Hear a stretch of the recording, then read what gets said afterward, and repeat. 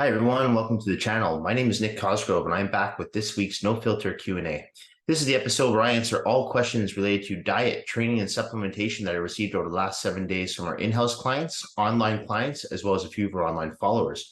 Remember, if you have any questions related to your nutritional plan, workout program, supplements you're taking, not taking, considering taking, please feel free to email me those questions at nick@foreverfitperformance.com, or you can also DM me your questions on my Instagram at @fitcosgrove_. All right, so let's get started with this week's No Filter Q&A with question number 1. Hi, Nick, could you tell me what I should eat before I work out? Also, is it better to have a big meal or a small meal if I'm weight training? There's no one particular or specific meal that you should eat before you work out.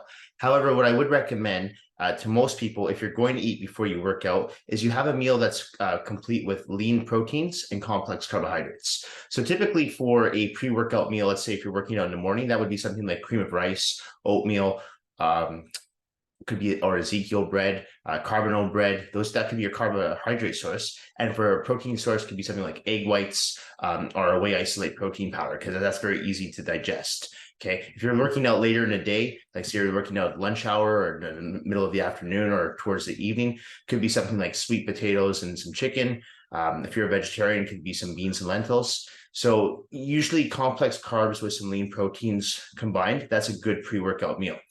The reason I don't suggest consuming fats pre-workout, fats take longer for the body to digest. Okay, so the last thing you want is in the middle of a workout, your body digesting food. You want something that's easy to digest, so that when you're working out, you don't have to focus on your stomach getting upset or slowing down or nausea, right? So for those people who like to eat pre-workout, I always recommend complex carbohydrate source with a lean protein. Stick with fats, but have fats after workout. So try to, strategically implement the fats throughout your day so they're not right before your workout. So I find works for most people. Because I've seen in the past, I have some people, they'll come in and they'll have, let's say, eggs for breakfast. They'll have eggs with egg whites. Problem with that, the egg yolks, there's fat in those yolks, and that will slow down the digestion process. And that usually makes people a little bit nauseous, queasy. So that's why I don't recommend consuming things like eggs pre-workout, avocado, peanut butter. Again, save those fats for after your workout, okay? Or if you're working out later in the day, you can have them earlier in the morning. But I just wouldn't recommend consuming fats too close to your workout time. And that is if you like to eat pre-workout. Because as I mentioned last week on the channel, I have a lot of clients that will train at like 7 or 8 in the morning, and they'll train in a fasted state. So that works better for them. But if you're someone who trains around 11 or 12, chances are you've been up for a few hours. So you're probably going to want something in your stomach. And that's where I'd recommend to have a lean protein source, complex carbohydrate source, so it's easy to digest in that stomach. Okay, so that's what I'd recommend. All right, next question.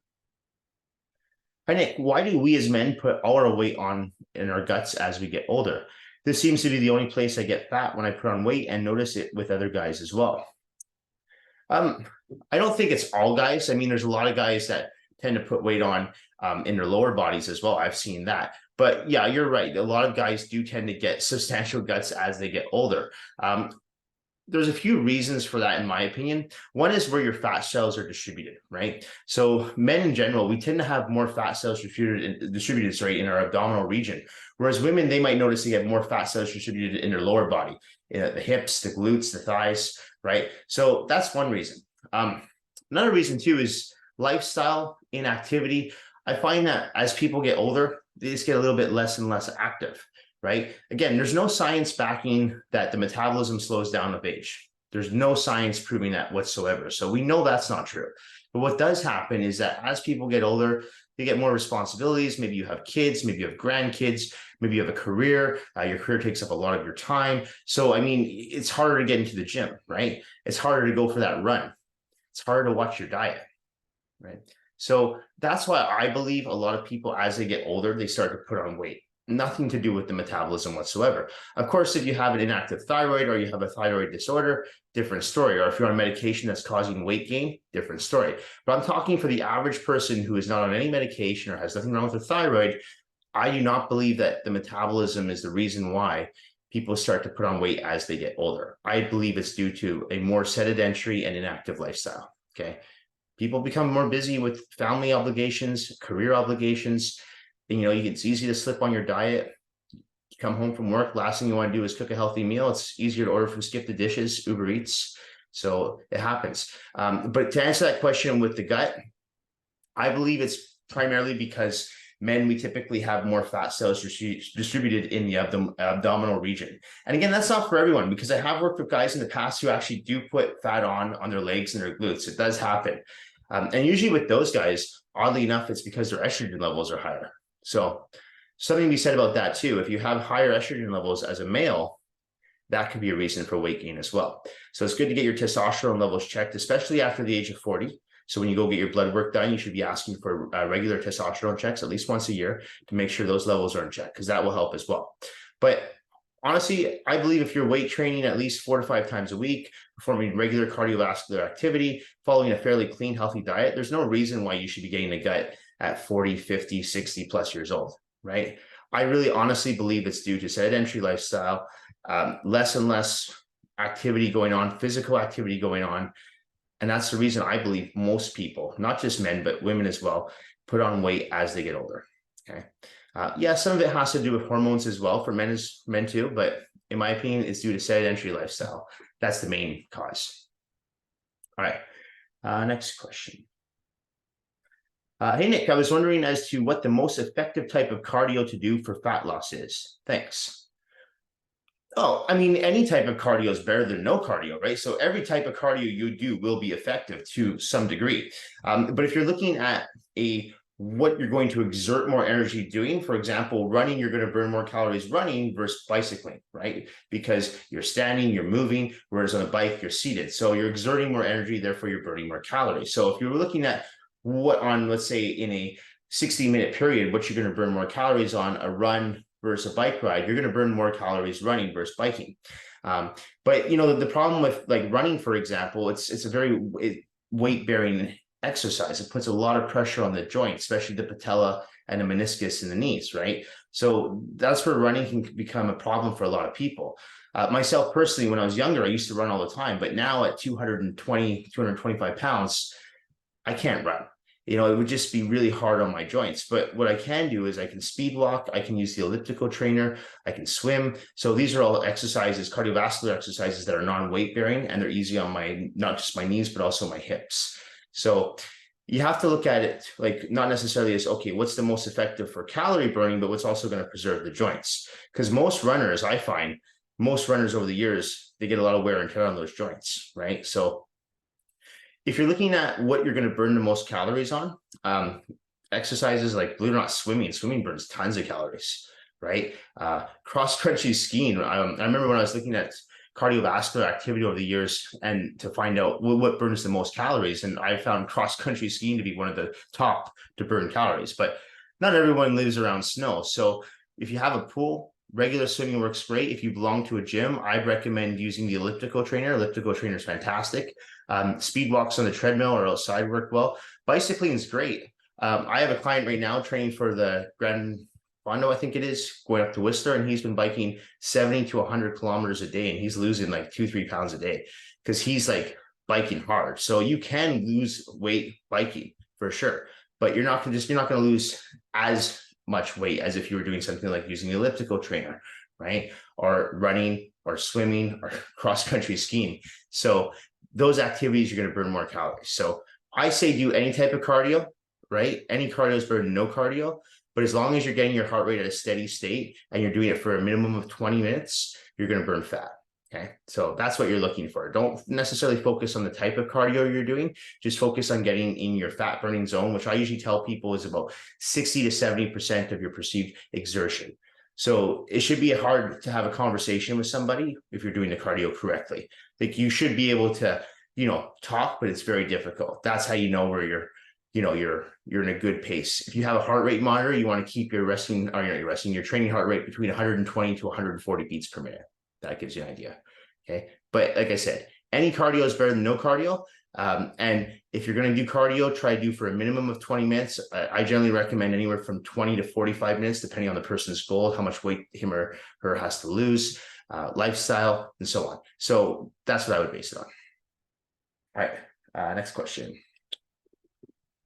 Nick, how much rest should I be taking between my sets? And should I be timing my rest periods? I don't think you have to time your rest periods. No, I mean, you can if you want to, but I've never timed my rest periods. I don't even time my clients' rest periods. So I'll typically do is I'll tell my clients if they're doing, let's say, a circuit, ideally I want them to do, let's say, 3 stations in a row with no rest. So let's say a barbell bench press with a seated row and then a round of sit-ups. So they'll do, 15 reps on the bench press, 15 reps on the seated row, and then 15 reps on the sit-ups. Then I take a rest period. And what I always tell my clients is come back into the circuit when you feel about 70% recovered. So I don't want you coming back when you're 100% recovered, because that's not how you build and stimulate muscle growth. You got to recruit more muscle fibers. So if you're coming back fully rested, you're not going to recruit more muscle fibers. At the same time, you don't want to come back when you feel like a 2 because you're not fully recovered. And then, you're not going to be able to lift as much weight. Your intensity is going to go down. Your form is probably going to go to shit. So rather than time yourself, I tell people, come back when you feel when you're about 70% ready to get back in. Obviously, the more fit you are, the less rest period you're going to need. Right. So I have some people who will do a circuit and they're ready to go right again. Or some people might need 30 seconds. Some people might need 45 seconds.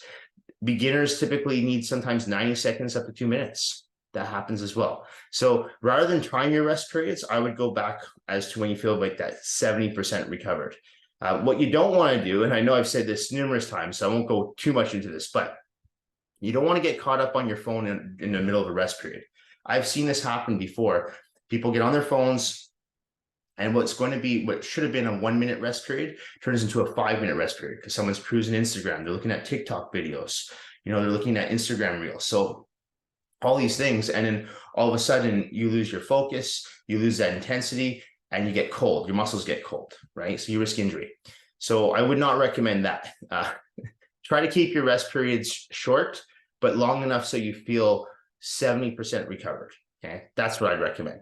And, if it helps to time your rest periods, do it. I've just never been a big advocate of doing that because sometimes I need a little bit longer. Sometimes I don't. It depends on how I'm feeling that day. If I got a good sleep, what muscle group I'm training, where I'm at in my workout. Did I just do a triple drop set? Am I doing a superset? Am I doing a circuit? So I don't time my rest periods. I've always just said, all right, I feel about 70% recovered. I'm ready to go again.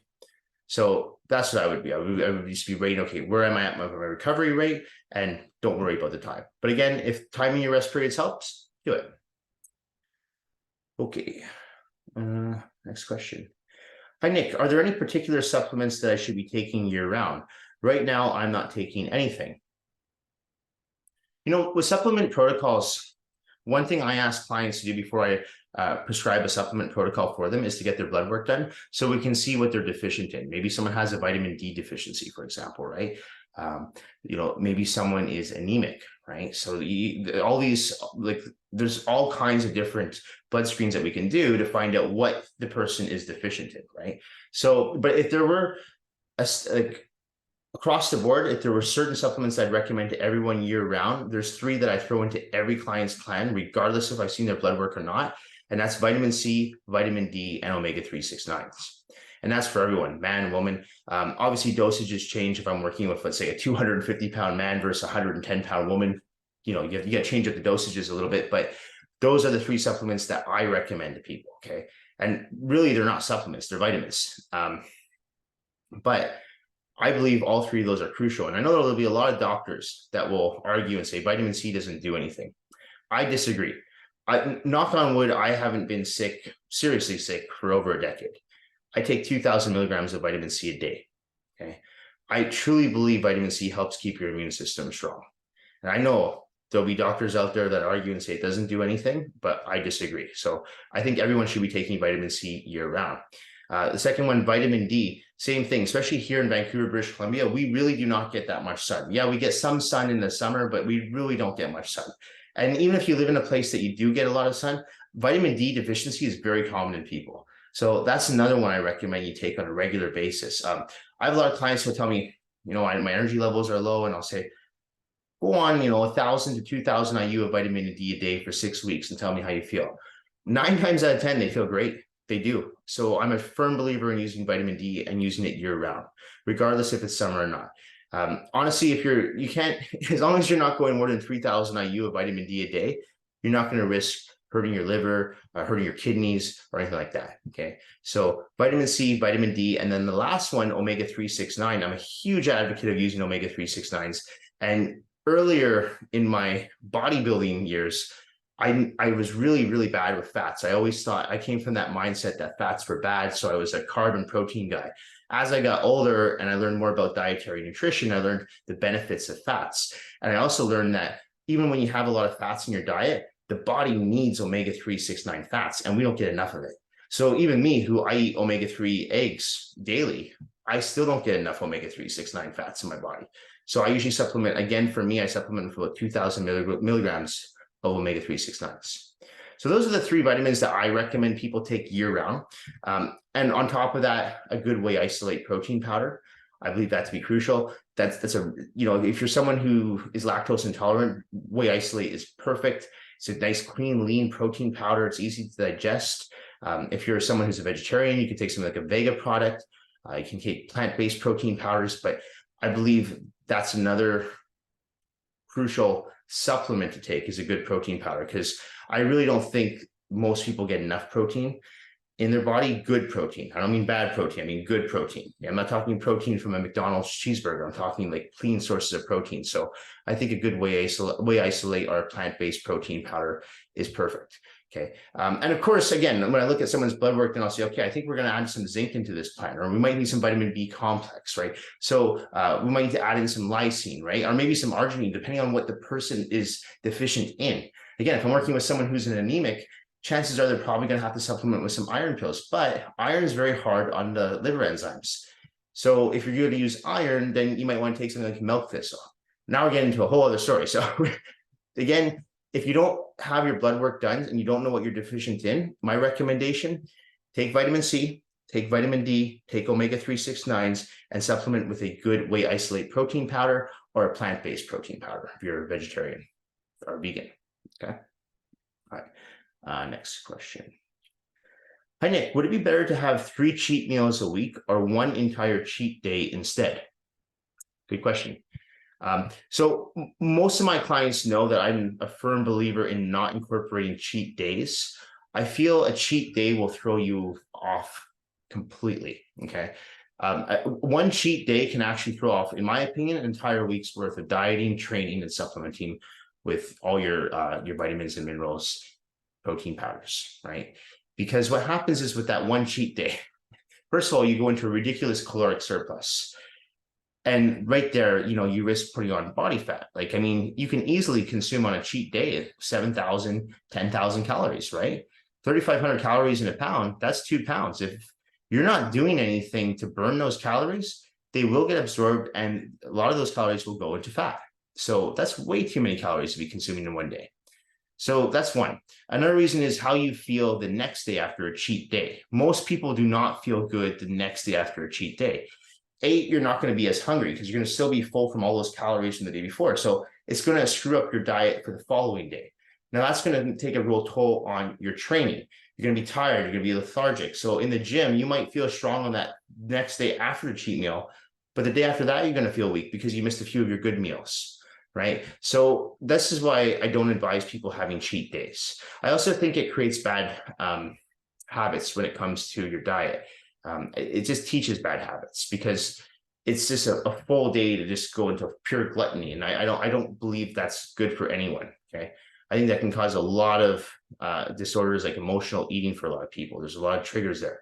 So what I've always advised clients to do is to have a cheat meal, preferably to have that cheat meal at the end of the day, as opposed to the beginning. So I've mentioned this a few times. If you have a cheat meal, let's say for breakfast, you go out for brunch and you have waffles or eggs benny, and now what's happening is you're craving sugar and you're craving like that fried food for the remainder of the day, and chances are you're probably going to cheat again, unless you're very strict. Like there's times I'll go out for brunch and I'm fine, like I'll have a meal and then I'm good, but that's me. Some people, they just find like once they had that taste of sugar, then they want more, right? Once they have that fried food, they want more, right? They have that really salty food, they want more. So if you know that those foods trigger something in you, make sure you have them at the end of the day as your last meal, because then you're going to go to bed, you're going to sleep for 7 to 8 hours, you're going to hydrate, you're going to wake up, forget all about the meal, and you're ready to go again.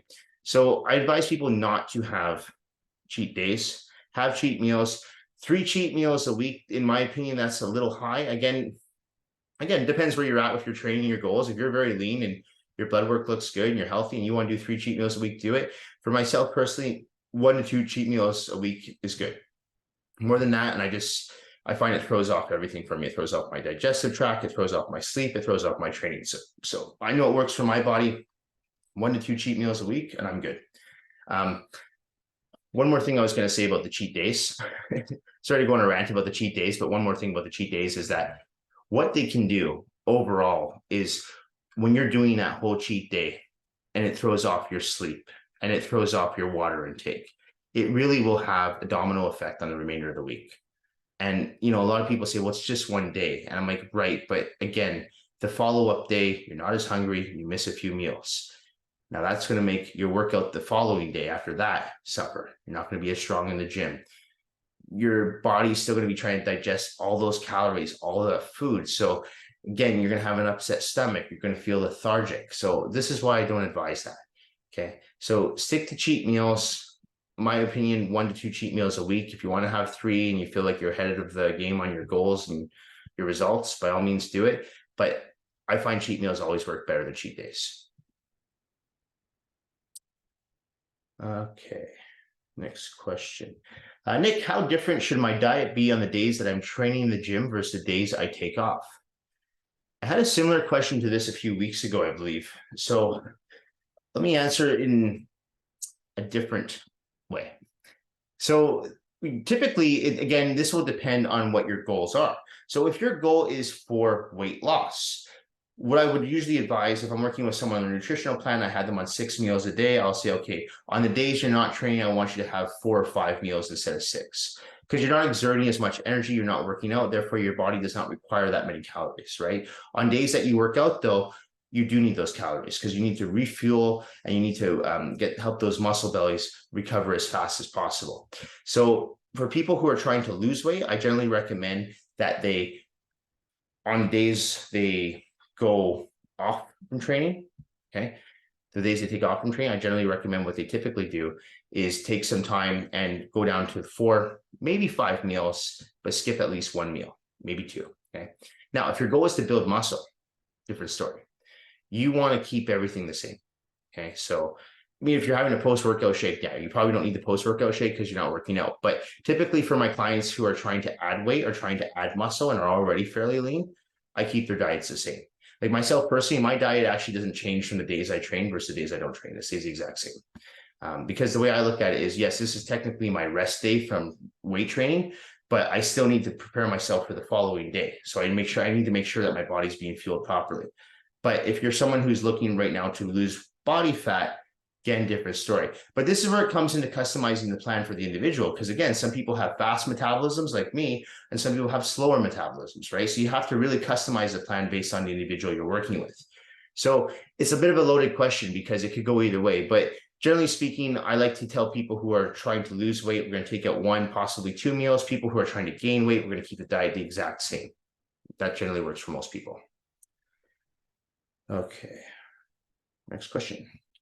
Hi, Nick, what are your thoughts on running an Anavar only cycle? I'm a 23 years old man and have been lifting weights for a year. I would prefer not to inject needles, so I'm thinking of running orals only. I think it's a terrible idea to run an oral only cycle. Okay. First of all, any gains that you do make off any oral, whether it's Anavar, Winstrol, Halotestin, D-ball, you're going to lose as soon as you come off. Most of the weight you put on from orals, most of the muscle, it's not muscle, it's actually just water. Now, Anavar obviously is a leaner oral, so you're not going to retain too much water fluid, but any lean muscle mass you add on, unless you're using a testosterone base, you're going to lose those results. So I wouldn't even waste my time doing an oral only cycle, okay? If you are going to go on a steroid cycle, and I'm not recommending you do go on a steroid cycle, if you're going to incorporate orals, my recommendation is to definitely use milk thistle because you want to clear out your liver as much as possible. You got to protect your liver. If you're going to run orals, no more than 6 to 8 weeks max. Okay, and then you take a prolonged period of time off. And when I say prolonged, minimum 16 to 24 weeks off afterwards. Get your blood work done, make sure everything looks good, and then decide whether you want to go on a cycle again. But as I mentioned, I wouldn't waste time or money on doing an oral only cycle. I think I know it's a waste of time because I've seen guys do it. And honestly, it's not worth it because as soon as you come off the orals, you lose everything you put on. I promise you, I've seen it done many times with people. because they don't want to use needles. Again, I'm not telling you to use a needle. I'm not telling you to use testosterone. I'm just saying that you're going to get better results if you were to use a testosterone base with that orals. And I'm not talking about the testosterone creams. I'm talking about injectable testosterone, intramuscular injections. Okay. So oral only cycles, I do not recommend them. If you're going to do one, I would just advise you to take milk thistle to protect your liver. All right, next question. Hey, Nick, what do your clients do once they finish their diet plans with you? Do you put them on a maintenance plan that they can follow on their own? Yeah, another good question. So typically when a client, let's say a client's working with me on a 12-week nutritional plan, the last week of the plan, I will give them a warning. I'll say, hey, this is our last week. If you'd like to continue to work with me, we'll continue as is. If you want to take a little break for now, my recommendation will be based on where the client is at with their results. Like, let's say someone wants to take a break and they've hit their goal. Then I'll say, okay, we're going to go on a maintenance plan. I want you to follow the diet that we did back in week 3. Because whenever I make revisions to their plans, my clients, every week is saved on the online coaching app. So they can go back to week 3, retrace and go, oh, okay, I'm just going to follow week 3's plan. But again, when it comes to a maintenance plan, I'm very careful to use that word because I don't believe there's such a thing as an actual maintenance when it comes to diet, because you constantly have to rotate your macronutrients. So I remind my clients that even though you're not working with me anymore, you have to remember to rotate your macronutrients from time to time, because if you stay stagnant on the diet plan, what's going to happen is your results are going to stay stagnant. So you have to keep rotating your macros. So it doesn't have to be weekly like they're doing with me. I know that's challenging for a lot of people, and that's why a lot of people who do follow nutritional plans with me tend to work with me year round, because they don't really know how, or they don't want to learn how to rotate their macronutrients. So it's like, Nick, you just do it and just send me my revised program at the end of each week, which I do. So typically I guess in a sense, it's a maintenance program, but again, maintenance doesn't mean stagnant. Maintenance still means you are rotating your macronutrients. And of course, my clients who do pause their programs or take a break from training with me, they know they can always email me on the app or message me and just say, hey, what should I do about this? I'm putting on weight again, and I'll tell them. But as I've mentioned many times, I'm a firm believer in macronutrient rotation. So if you are following a maintenance program, just make sure every few weeks that hey, this week I'm going to go on a lower carb diet, but a higher fat diet. And maybe 2 weeks after that, I'm going to go on a high protein diet, high carb diet, and low fat diet, because it just gets your body guessing, and it really just keeps things going, keeps your metabolism burning too, right? So that's why I recommend doing that, okay? It's also a good way to shock your body, and also gives you a little bit different type of eating patterns. So, 1 week you might get, let's say, more rice, 1 week you might get more peanut butter, 1 week you might get more egg whites. I mean, I know it's not that exciting, but it does switch up the plan a little bit. So macronutrient rotating works.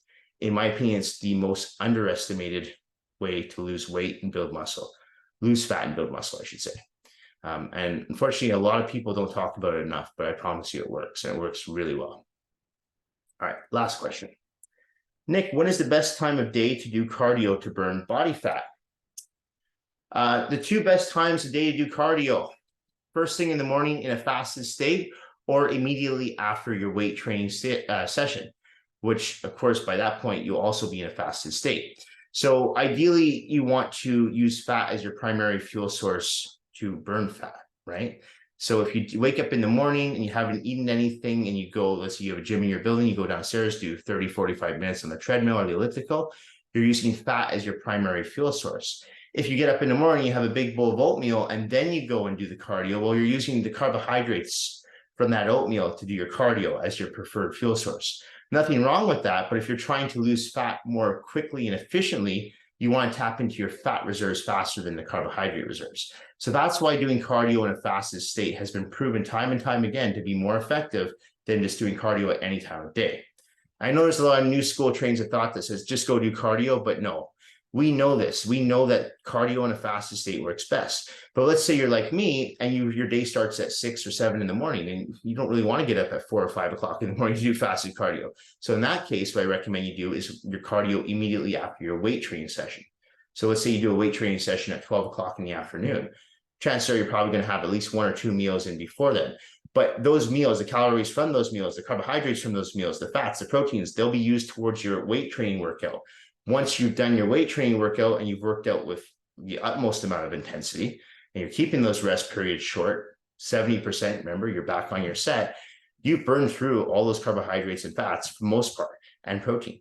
So now, again, your body's in that fasted state. So you're going to tap into your fat reserves faster. So more efficiently again. So after your weight training session, you go to your cardio, do 30, 45 minutes, whatever your goal is. And you will notice that you burn fat much more quickly and much more efficiently as if you were just to do cardio right after eating. Okay. Now, this, of course, is if you want to lose body fat. If your goal is not to lose body fat and you're just doing cardio for overall heart health, do cardio any time of day. You want to go for lunch and then you want to do a bike ride here in Vancouver around the seawall, go ahead. Yes, you will be using those calories from the lunch you had, but your goal there is not to build fat. You're just doing it for overall heart health. So that's fine.